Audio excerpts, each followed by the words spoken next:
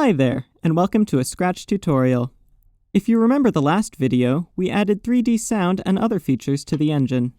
This video is essentially a short extension of Part 4, where we will add some code to the 3D sound scripts. The sound code works well, but there's one small thing we can do to really help with efficiency in the engine.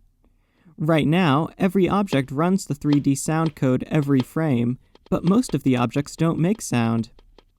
We can make the engine run more efficiently by controlling which objects use 3D sound. To do this, let's start by making a new variable in the object sprite called 3D sound and make it for this sprite only. Next, we can put if blocks around the pan and volume blocks.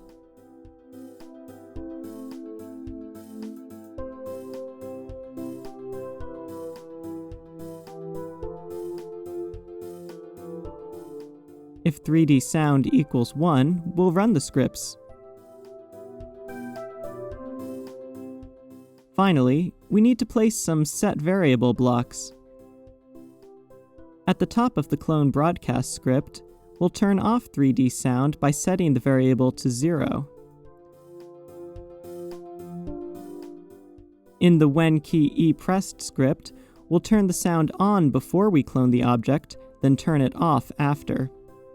This means that the cats that we throw by pressing the E key will be the only objects that use 3D sound.